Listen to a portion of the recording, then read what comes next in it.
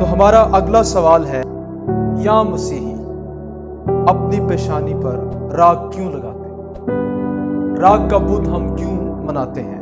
منانا چاہیے کہ نہیں؟ کہاں سے یہ شروع ہوا اور اس کے روحانی فائدے کیا ہیں؟ کیتھولک مسیحی ایسٹر سے 40 دن پہلے بدھ والے دن روزہ رکھتے ہیں اور اس میں سے وہ 6 اتوار نکالتے ہیں۔ 6 اتوار نکال کر اس طرح سے 40 پورے روزے بن جاتے ہیں۔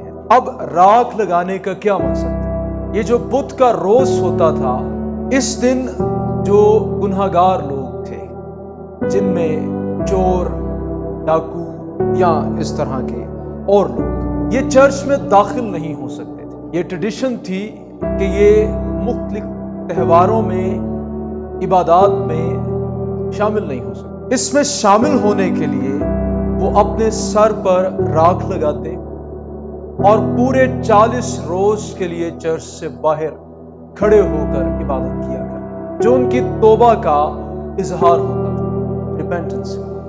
گناہوں کے اقرار کے نشان کے طور پر وہ پیشانی پر راکھ لگاتے تھے، اور جب 40 دن پورے ہو جاتے تو یوخرست والے دن پاک عشاء کے لیے وہ چرچ کے اندر داخل ہوتے اور پھر اس میں شامل ہوتے۔